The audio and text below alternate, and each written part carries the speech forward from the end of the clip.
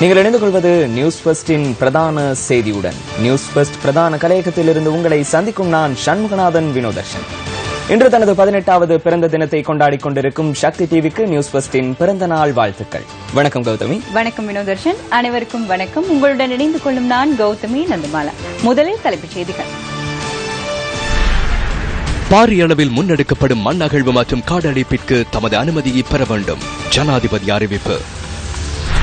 அடுத்த ஆண்டுக்கான வரவு செலவு திட்ட மதிப்பீடு பாராளுமன்றத்தில் சமர்ப்பிப்பு. 1819.5 பில்லியன் ரூபாய் அரசாங்கத்துக்கு செலவு. கூட்டு ஒப்பந்தத்திற்கு எதிர்ப்பு தெரிவித்து தோட்ட தொழிலாளர்கள் இன்று ஆர்ப்பாட்டம். தமிழ் அரசியல் கைதிகளின் விடுதலை வலியுறுத்தி கிளிநொச்சியில் கையெழுத்து போராட்டம். 18வது அகவையில் கால் தடம் பதித்தது சக்தி தொலைக்காட்சி சேவை. உதயாங் வீரதுங்கவை கைது செய்ய சர்வதேச பிடியாணை. சூழலுக்கு பாதிப்பை ஏற்படுத்துவது தொடர்பில் கடும் நடவடிக்கை எடுக்கப்படும் என மத்திய சுற்றாடல் அதிகார சபையில் நடைபெற்ற நிகழ்வில் ஜனாதிபதி மீண்டும் சுட்டிக்காட்டினார். வரக்காப்புல அம்பேபுச மணிக்கூட்டு கோபுரத்துக்கு அருகில் உள்ள சந்தியில் பாரிய மலை ஒன்று உள்ளது. 5 மலைகளை வெட்டுவதற்கு வர்த்தகர் ஒருவருக்கு அனுமதி வழங்கப்பட்டுள்ளது. அந்த அனுமதி பத்திரத்தை ரத்து செய்யுமாறு நான் கூறினேன். நுவரெலியா மற்றும் கண்டி மாவட்டங்களில் உள்ள சுமார் 1000 ஏக்கர் மலைப்பகுதிகளை வெட்டுவதாக எனக்கு தகவல் கிடைத்தது. அதற்கான அனுமதியை வழங்கியுள்ளனர். ஊடகங்கள் செய்தி வெளியிடும் போது அல்லது முறைப்பாடுகளை முன்வைக்கும் போதே அறிய கிடைக்கிறது. அதனால் நான் புதிய சுற்று நிறுவனம் ஒன்றை வெளியிட உள்ளேன். தற்போதுள்ள நிறுவன வியூகத்திற்கு அமைய ஏதேனும் ஒரு நிறுவனத்திற்கு காடுகளில் உள்ள மரங்களை வெட்டுவதற்கான அனுமதி வழங்கப்பட்ட போதிலும் இறுதியாக என்னிடம் அனுமதியை பெற வேண்டும். கண்டி கொழும்புக்கு இடையிலான மார்க்கத்திற்கு தேவையான மண்ணை பெறுவதற்காக இந்த மலையை வெட்டுவதற்கு அனுமதி கோரியுள்ளனர். 10 மாதங்களாகியும் நிர்மாண பணிகள் ஆரம்பிக்கப்படவில்லை. வீதிக்கான பணிகளை ஆரம்பிக்காமல் ஜனவரி மாதம் முதல் ஏன் மண்ணை வெட்டுகிறீர்கள்?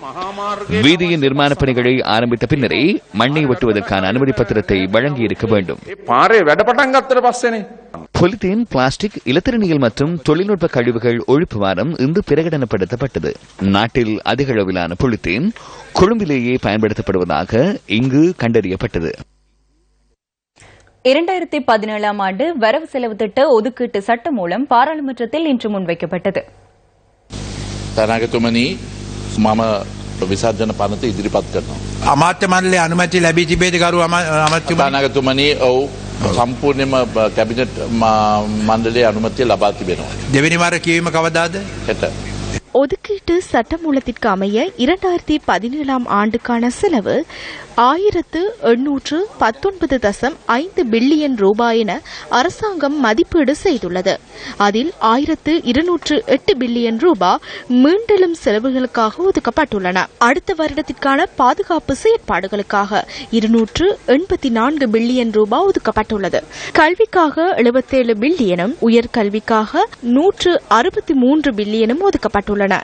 வரவு செலவு திட்டத்தின் 2ஆம் முறை வாசிப்பு எனப்படும் வரவு செலவு திட்ட உரை நவம்பர் மாதம் 10ஆம் திகதி இடம்பெறவுள்ளதுடன் 2ஆம் முறை வாசிப்பு மீதான வாக்கெடுப்பு நவம்பர் மாதம் 18ஆம் திகதி இடம்பெறவுள்ளது. 3ஆம் முறை வாசிப்பு மற்றும் வாக்கெடுப்பு டிசம்பர் மாதம் 10ஆம் திகதி நடைபெறவுள்ளது. අපි මේ 2017 අයවැය ඉදිරිපත් කරන්නේ රට සංවර්ධනයට යොමු කරන්න පුළුවන් සීක්‍ර ගමනක් ඇති කරන්න. 2017ஆம் ஆண்டுக்கான உத்தேச வரவு செலவு திட்டத்தை முன்வைத்துள்ளோம். நாட்டை அபிவிருத்திக்கு இட்டு செல்ல வேண்டும். அபிவிருத்தியின் ஊடாக துரித பயணத்தை ஏற்படுத்த முடியும். தொழில் வாய்ப்புகளை ஏற்படுத்தி மக்களின் வாழ்க்கையை சிறப்புற செய்யக்கூடிய திட்டம் ஒன்றை முன்னெடுக்க உள்ளோம். 2 கட்சிகளும் ஒன்றிணைந்தே இந்த வரவு செலவு திட்டத்தை முன்வைத்துள்ளோம். கிரனைட் ஒன்றின் பின்னை கலட்டி கையில் கொடுத்ததை போல் எம் மீது சுமத்தப்பட்ட கடனை நான் பார்க்கிறேன்.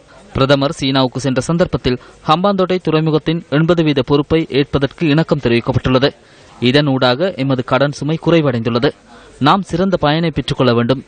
அவ்வாறான திட்டம் ஒன்றை எமது அரசாங்கத்தின் ஊடாக நாம் முன்வைப்போம். வெள்ளை யானைகள் என கருதப்படும் அனைத்து திட்டங்களின் ஊடாகவும் பொருளாதார லாபத்தை பெற்றுக்கொள்ளக்கூடிய திட்டம் ஒன்றை நாம் முன்னெடுப்போம் என்பதை நான் இங்கு நினைவுபடுத்துகின்றேன். නැවත ආර්ථික වාසියක් ලබා ගන්න පුළුවන් වැඩපිළිවෙලකට අපි යොමු කරනවා කියන එක මම මේ අවස්ථාවේදී මතක්. பெருந்தோட்ட தொழிலாளர்களின் சம்பள உயர்வு தொடர்பில் நேற்று முன்தினம் கைச்சாத்திடப்பட்ட கூட்டு ஒப்பந்தத்திற்கு எதிர்ப்பு தெரிவித்து இன்றும் தேங்காய் உடைத்து ஆர்ப்பாட்டம் முன்னெடுக்கப்பட்டது. நோவுட் போலீஸ் பிரிவிற்குட்பட்ட புகவந்தலாவை அல்பட கீழ்பிரிவு தோட்ட மக்களினால் இன்று காலை ஆர்ப்பாட்டம் முன்னெடுக்கப்பட்டது. இதன்போது தொழிற்சங்க கொடி கம்பங்களில் கருப்பு கொடி பறக்கவிட்டு ஆர்ப்பாட்டம் முன்னெடுக்கப்பட்டது. அதனை அடுத்து அல்பட தோட்ட கொழுந்து மடுவத்திலிருந்து அல்பட தோட்டத்தில் உள்ள விநாயகர் ஆலயம் வரை பேரணியாக சென்று தேங்காய் உடைத்து ஆர்ப்பாட்டத்தில் ஈடுபட்டனர். தோட்ட தொழிலாளர்களுடைய பிள்ளைகள், அவருடைய கல்வி, பொருளாதாரம், சமூகம், இந்த அனைத்தையும் குழி தோண்டி புதைத்துள்ளார்கள் மலையக அரசியல்வாதிகள்.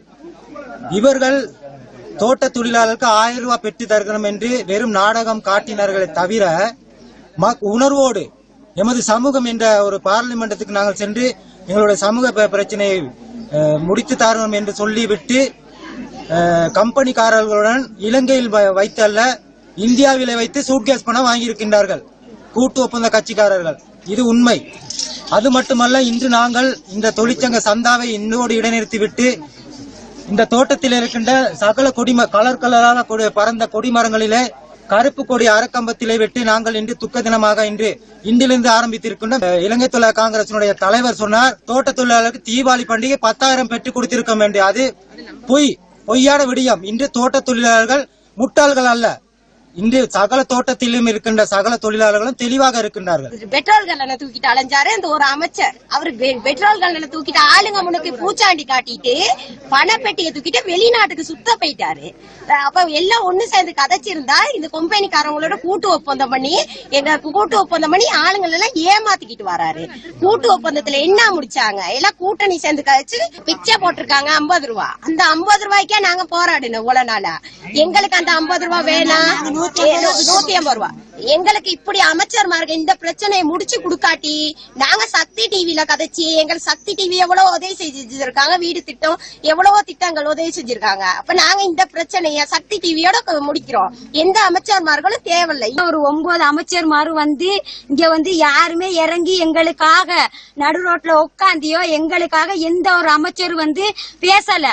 பேசியிருந்தா நாங்க கட்டாயம் உங்களுக்கு நாங்க எதையும் செஞ்சிருப்போம். அதனால நீங்க பேசாதனால வடக்கு கிழக்குல உள்ளவங்க எங்களுக்காக போராடுனாங்க. அவங்களுக்காக நாங்க அனைத்து மலையக மக்கள் ஒன்றிணைந்து அவ்வளவு பேரும் அந்த வடக்கு கிழக்குல உள்ளவங்க எங்களுக்காக பார்லிமெண்ட்ல பேசணும். பேச வைப்போம். நாங்க பேச வச்சு அந்த ஓட்டு பூரா அவங்களுக்கு தான் போடுவோம். இனிமே இங்க ஓட்டு கேட்டு யார் வந்தா இனி செருப்படித்தான் விழுவோம். இதன்போது தமது சம்பளத்திலிருந்து எந்த ஒரு தொழிற்சங்கத்திற்கும் சந்தா பணத்தை அறவிட்டு அனுப்ப வேண்டாம் என கூறி கையொப்பமிட்டு தோட்ட உதவி முகாமியாளரிடம் மகஜர் ஒன்றும் கையளிக்கப்பட்டது.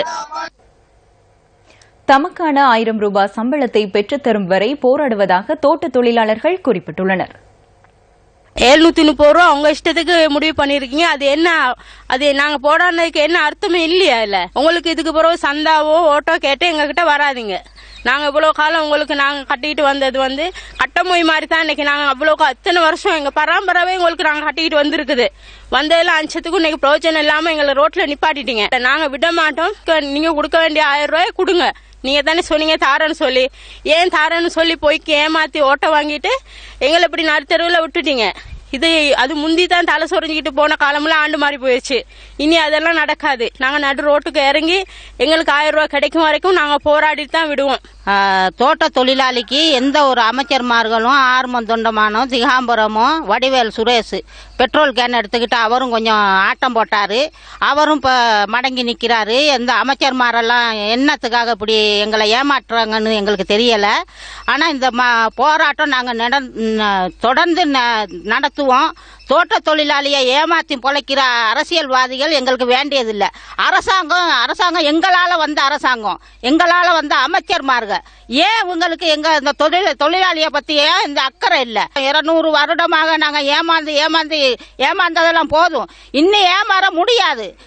தயவு செய்து அமைச்சர்மார்கள்லாம் இதுக்கும் பிறகு ஓட்டு கேட்டு தோட்ட தொழிலாளியை தேடி வந்தா உங்களுக்கு தகுந்த மரியாதை தான் நாங்க கொடுக்க வேண்டியது வரும். தோட்ட தொழிலாளி மண்ணோட மண்ண ஆகணும்னு சொல்லி இந்த அமைச்சர்மாரெல்லாம் நினைச்சு கொண்டு இருக்கிறீங்க.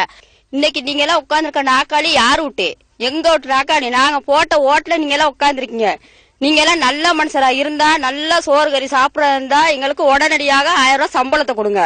எரியஸ் குடுக்கறேன் காலம் பூரா ஏமாத்துறது. வருஷத்துக்கு ஒருக்கா அந்த சம்பளத்தை எல்லாம் குறைக்கிறீங்க. பொதுமக்களை ஏமாத்தி வாழ்ந்துகிட்டு வரீங்க.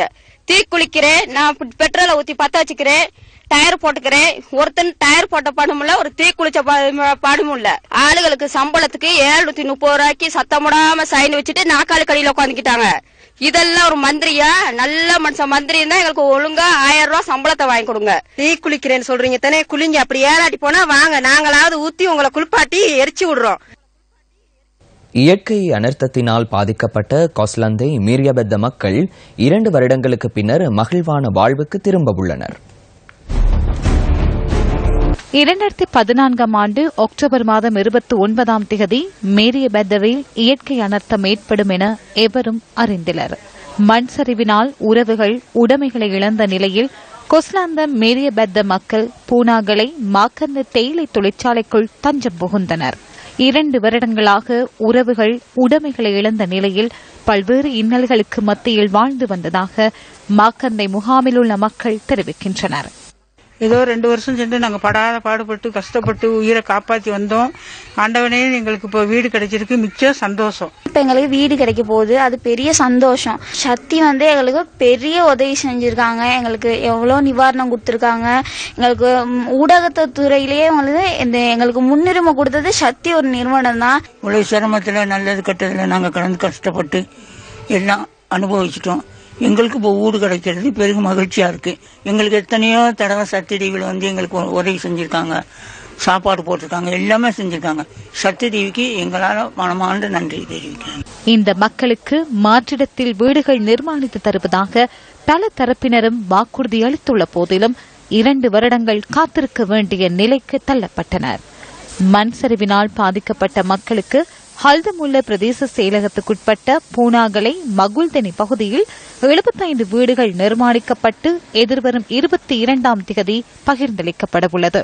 புதிதாக கிடைக்கப்பெற்ற வீட்டினை சுத்தம் செய்து புதுமுனைப்புகு விழாவிற்கு தயாராகி வருகின்றனர். இந்த 22ஆம் தேதி எங்களுக்கு நல்ல ஒரு வீடு, எங்க பிள்ளைங்களோட ஒரு நல்ல நிம்மதியா இருக்கிறதுக்கு ஒரு வீடு அமைச்சு கொடுத்திருக்காங்க.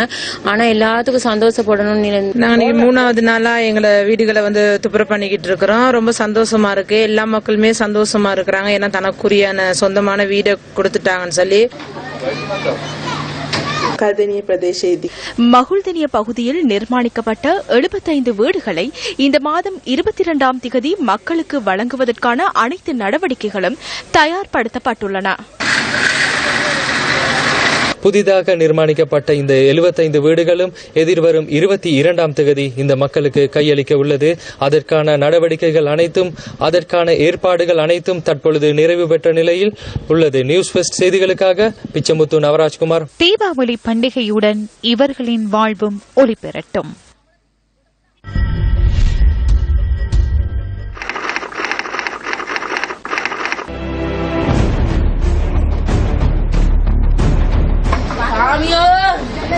என்ன செய்யணும்?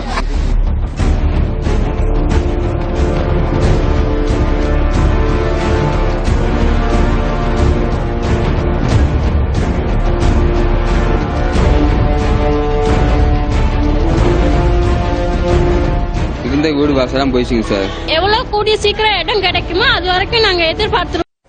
மக்கள் மனங்களில் நீங்க இடம் பிடித்து தமிழ் பேசும் மக்களின் சக்தியாக திகழும் சக்தி டிவி இன்று தனது 18வது பிறந்த நாளை கொண்டாடுகிறது. இலங்கை தொலைக்காட்சி வரலாற்றில் பல சாதனைகளை புரிந்து வரும் சக்தி டிவிக்கு நாட்டின் முதற்தர செய்தி வழங்குனரான நியூஸ் ஃபர்ஸ்டும் வாழ்த்துக்களை தெரிவித்துக் கொள்கிறது. சக்திக்கு 18 இது இளமையின் ஆரம்பம். சக்திக்கு 18 இது இளமையின் ஆரம்பம் எனும் துணைப்பொருளில் இம்முறை பிறந்தநாள் கொண்டாட்டங்கள் வெகு விமர்சையாக நடைபெற்று வருகின்றன. இன்றைய குட் மார்னிங் ஸ்ரீலங்கா நிகழ்ச்சியில் சக்தி குடும்பத்தினர் அனைவரும் ஒன்று கூடி கேக் வெட்டி தமது மகிழ்ச்சியை நேயர்களுடன் பரிமாறிக்கொண்டனர். இந்த நிகழ்வில் கேபிட்டல் மகாராஜா நிறுவனத்தின் லத்ரனியல் ஊடக வர்த்தக குழும பணிப்பாளர் நேத்ரா வீரசிங்க, குழும பணிப்பாளர் ஸ்ரீலா லஹங்கம, சிரேஷ்ட ஊடகவியலாளர் ஜெய் ஸ்ரீரங்கா, சக்தி தொலைக்காட்சி அலைவரிசை பிரதானி ஜி.வி. பிரகாஷ், தெப்பானம கலையகத்தின் பணிப்பாளர் அசோக் டயஸ் உள்ளிட்ட ஏனைய அலைவரிசை பிரதானிகள் உள்ளிட்ட அதிகாரிகளும் கலந்து கொண்டனர்.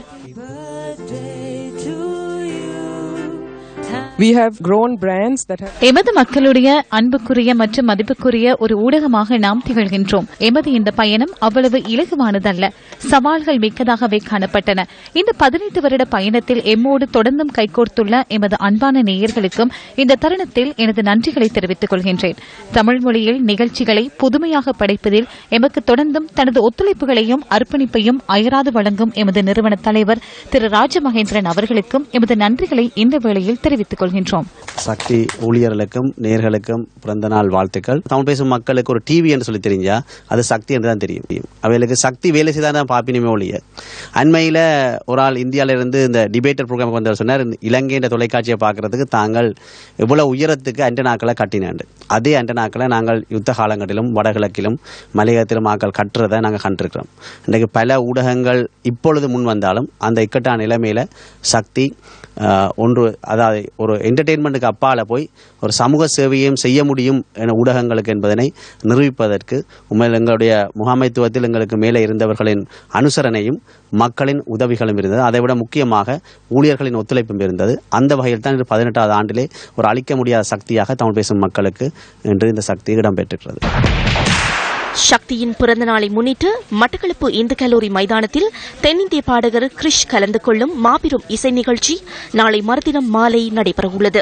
இலங்கை தொலைக்காட்சி துறைக்கு பாரிய பங்களிப்பினை வழங்கும் சக்தி டிவி முன்னணி தமிழ் ஊடகம் மாத்திரமன்றி இலங்கையின் முதல் நிலை ஊடகமாகவும் செயற்பட்டு வீறு நடை போடுகின்றது.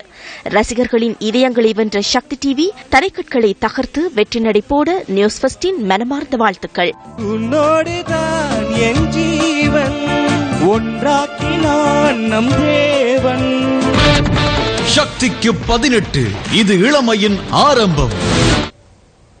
அரசியல் கைதிகளின் விடுதலையை வலியுறுத்தி கிளிநொச்சி பொதுச்சந்தைக்கு முன்பாக இன்று கையெழுத்து சேகரிக்கப்பட்டது. கிளிநொச்சி மாவட்ட காணாமல் ஆக்கப்பட்டோர் சங்கம் மற்றும் சிவில் அமையம் ஆகியன இணைந்து இதனை ஏற்பாடு செய்திருந்தன. பயங்கரவாத தடை சட்டத்துக்கு கீழே கைது செய்யப்பட்டு அவர்களை விடுவிக்கிறதுக்கு எந்த விதமான நடவடிக்கைகளும் நடக்காத இந்த சூழ்நிலையில தான் இதை நாங்கள் முன்னெடுக்கிறோம். இருக்கிறது கொஞ்சம் பேர் 160 உட்பட்ட ஆட்கள். அப்ப இவர்களை வெளியில விடுறதுல ஏன் அரசாங்கம் தயக்கம் காட்டுதுன்றதான் எங்களுக்கு பெரிய பிரச்சனையா இருக்கு. இந்த அரசியல் கைதிகளை உடனடியாக விடுதலை செய்வதன் மூலம் தான் நல்லிணக்கம் உருவாகும். அல்லது நல்லிணக்கம் வராது ஒரு நாள். 96ஆம் ஆண்டுல இருந்து இருக்கிறாரு. விடுகிறான்னு சொல்லி இன்னும் விட இல்ல.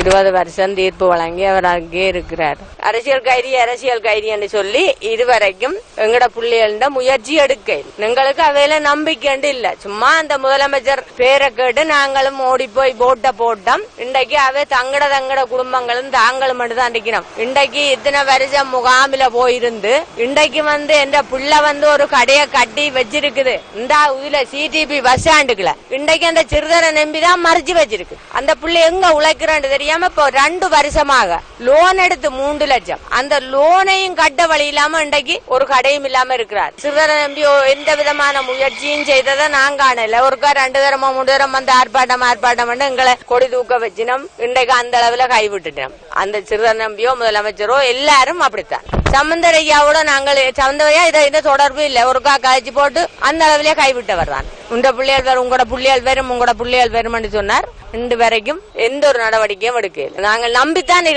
நம்பித்தான் நாங்கள் எலெக்ஷன் போட்டுக்கு வெளிக்கிட்டோம். இன்றைக்கு இப்படி நிலைமைக்கு ஆளாயிட்டோம். தற்போதைய நிலையில பார்க்க போனா சிறையில் இருக்கிற கைதிகள் நீண்ட காலமாக தடுப்பை அனுபவித்துக் கொண்டிருக்கிறார்கள். வீடுகளிலே வாழ்கின்ற மனைவி பிள்ளைகள் உற்றார் உறவினர்கள் மிகவும் துன்பத்தை அனுபவிக்கின்றார்கள். உண்ண முடியாது, உறவிடமில்லாத நிலைமை. எனவே அரசாங்கம் சரியான ஒழுங்கிலே சரியான விசாரணையை மேற்கொண்டு அவர்களை விடுவிக்கின்ற ஒரு முயற்சியை மேற்கொள்வார்களாயின் அவர்களுக்கு சந்தோஷம் சமாதானம் நிலவும். அவருடைய வாழ்க்கையிலே நல்ல ஒரு விழுமியம் உருவாகும். வடமாகாண சட்டத்தரணிகள் ஒரு நாள் பணி புறக்கணிப்பில் ஈடுபட்டதாக இலங்கை சட்டத்தரணிகள் சங்கத்தின் வடமாகாணத்திற்கான தலைவர் சாந்தா அபிமானசிங்கம் தெரிவித்துள்ளார். நீதித்துறை தொடர்பில் செய்திகள் வெளியிடப்படுவதை கண்டித்து வடமாகாண சட்டத்தரணிகள் இன்று ஒரு நாள் பணிப்புறக்கணிப்பில் ஈடுபட்டதாக அவர் குறிப்பிட்டார்.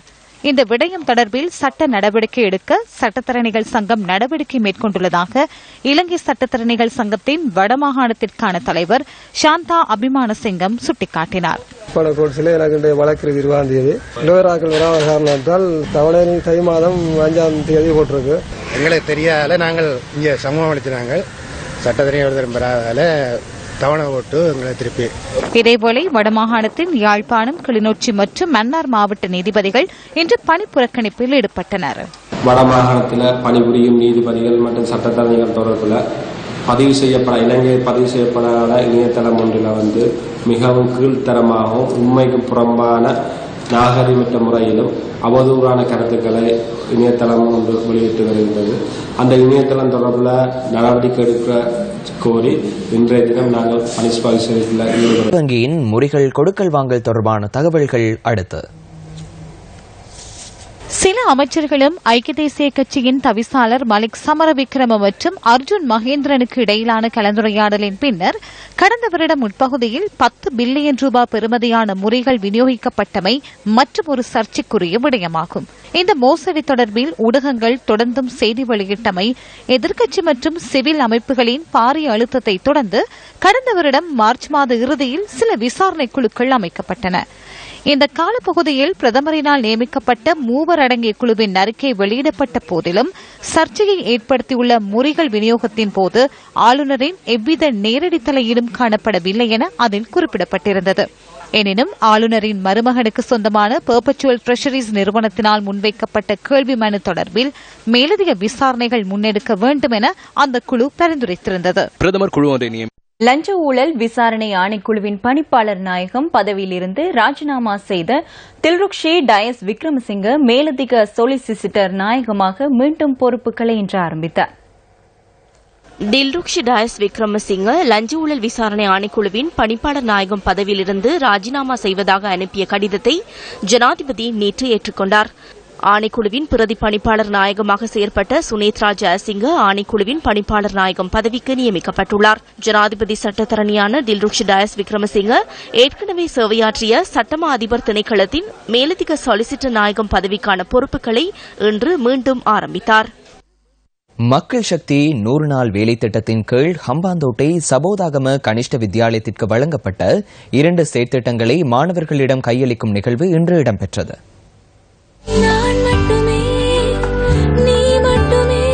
தினந்தோறும் காட்டு யானைகளின் அச்சுறுத்தலை எதிர்நோக்கும் ஹம்பாந்தோட்டை மாவட்டத்தில் அமைந்துள்ள சமோதாகம கனிஷ்ட வித்தியாலயத்தின் மாணவர்கள் பல்வேறு சிரமங்களுக்கு மத்தியில் தமது கல்வி நடவடிக்கைகளை தொடர வேண்டியுள்ளது. இங்கு சில நாட்களுக்கு முன் உடும்பு ஒன்றின் எலும்புக்கூடொன்றை எமது நீர்த்தாங்கியிலிருந்து கண்டெடுத்தோம். தண்ணீரின்மை காரணமாக மலசல கூடத்திற்கு செல்ல முடியாதுள்ளது. இந்த குறைபாட்டை நிவர்த்தி செய்து தந்ததன் பிற்பாடுதான் இதனை கவனமாக பராமரிப்போம். குடிப்பதற்கு நீரின்றி துன்பியல் வாழ்க்கை சக்கரத்துக்குள் சிக்கொண்டு கிடந்த இந்த பாடசாலை மாணவர்களுக்கு முறையான சுகாதார வசதிகள் இல்லாத காரணத்தால் பல வருடங்களாக காத்திருக்க வேண்டிய நிலை ஏற்பட்டது. இன்று மக்கள் சக்தி 100 நாள் வேலை திட்டத்தினூடாக குடிநீருடன் சுகாதார வசதிகளையும் பெற்றுக் கொடுக்கும் வாய்ப்பு எமக்கு கிடைத்தது.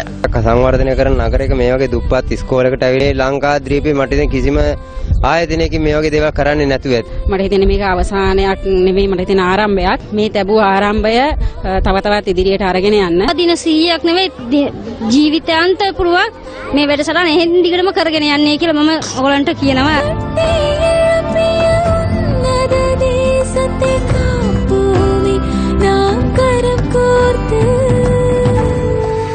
குறைபாடுகள் பலவற்றுக்கு மத்தியில் நிறைவான அறிவுள்ள மாணவர்களாக திகழும் இவர்களது குறைபாடுகளை நிவர்த்தி செய்ய மக்கள் சக்தி 100 நாள் திட்டத்தினூடாக முடிந்தது. இந்த பாரிய செய்தி அறிக்கைகளுக்கு அப்பாற் சென்று எதிர்கால சந்ததியினருக்கு ஊடகம் சார் தெளிவை ஏற்படுத்தும் நோக்கில் நியூஸ் ஃபர்ஸ்டினால் முன்னெடுக்கப்படும் பாடசாலை மாணவர்களுக்கான பயிற்சி பட்டறையின் மற்றும் ஒரு கட்டம் இன்று புத்தளத்தில் நடைபெற்றது.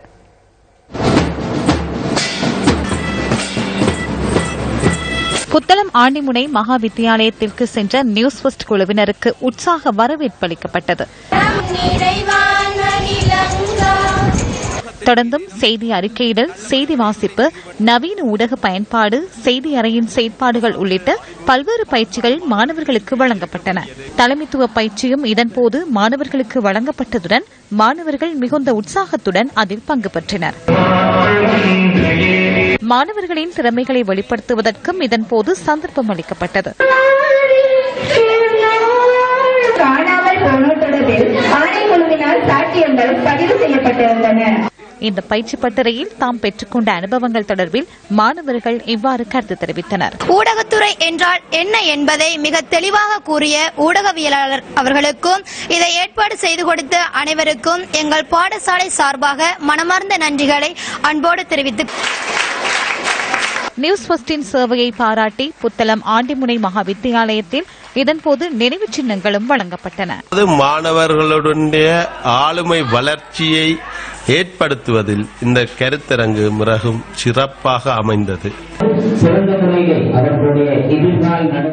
ஐக்கிய நாடுகள் சபையின் மனித உரிமைகள் பேரவையின் சிறுபான்மையினருக்கான விசேட அறிக்கையாளர் ஐசாக் ரீட்டா இன்று ஊடகங்களுக்கு கருத்து தெரிவித்தார். கடந்த 10 நாட்களாக கண்காணிக்கப்பட்ட பல விடயங்கள் தொடர்பிலும் பரிந்துரைகள் தொடர்பிலும் இங்கு தெளிவுபடுத்தினார். ஐக்கிய நாடுகள் சபையின் மனித உரிமைகள் பேரவையின் சிறுபான்மையினருக்கான விசேட அறிக்கையாளர் ஐசாக் ரீட்டா குறுங்கால மற்றும் நீண்ட காலத்திற்கான பரிந்துரைகளை முன்வைத்துள்ளார். குறிப்பாக போலீஸ், சுகாதாரம் மற்றும் கல்வி ஆகிய துறைகளின் சேவைகள் இலங்கை மக்கள் அனைவருக்கும் கிடைக்க வேண்டும் என அவர் வலியுறுத்தியுள்ளார். தெற்காசிய நீச்சல் மற்றும் நீர்நிலை விளையாட்டுப் போட்டிகளின் பதக்கப்பட்டியலில் இந்தியா 44 தங்கப்பதக்கங்களுடன் முதலிடத்தில் நிற்கின்றது. இலங்கை 10 தங்கப்பதக்கங்களுடன் 2ஆம் இடத்திலும், பங்களாதேஷ் 1 தங்கப்பதக்கத்துடன் 3ஆம் இடத்திலும் உள்ளன. இலங்கை நீர்நிலை விளையாட்டு சம்மேளனம் ஏற்பாடு செய்துள்ள தெற்காசிய நீச்சல் மற்றும் நீர்நிலை விளையாட்டுப் போட்டிகள் கொழும்பு சுகதாச நீச்சல் தடாகத்தில் நடைபெறுகின்றன. இந்த போட்டிகளில் 6 நாடுகளைச் சேர்ந்த 362 வீர வீராங்கனைகள் பங்கேற்றுள்ளனர். இலங்கையிலிருந்து 162 வீர வீராங்கனைகள் இணைந்து கொண்டுள்ளனர். நீச்சல், வாட்டர்போலோ, டைவிங் ஆகிய 3 பிரிவு விளையாட்டுகளும் இந்த போட்டிகளில் உள்ளடக்கப்பட்டுள்ளன. 15 வயதுக்குட்பட்ட ஆடவருக்கான 400 மீட்டர் கலப்பு நீச்சல் மற்றும் 1500 மீட்டர் ஃப்ரீ ஸ்டைல் நீச்சல் ஆகிய 2 போட்டிகளிலும் இலங்கையின் பவளச்சந்திரன் அருக்ஷன் 3ஆம் இடத்தை பெற்று வெண்கலப் பதக்கங்களை வெற்றி கொண்டார். இது ஃபர்ஸ்ட் இன்டர்நேஷனல் ஸ்விம்மிங் காம்படிஷன். அதனால் இதுக்காக தான் வாழ்க்கை பூரா கஷ்டப்பட்டு ட்ரெயின் பண்ணியிருக்கேன். இப்போதைக்கு 3 இவெண்ட்ஸ் இருக்கேன். 2ல் 3rd, 1ல் 4th. இன்னும் 2 இவெண்ட்ஸ் இருக்கு. நல்லா செய்வேன் நம்புறேன். இத்துடன் நியூஸ் ஃபர்ஸ்டின் இரவு 8 மணி பிரதான செய்தி அறிக்கை நிறைவடைகின்றது. நமது அடுத்த பிரதான செய்திகளை இரவு 10:45 எதிர்பாருங்க. வணக்கம்.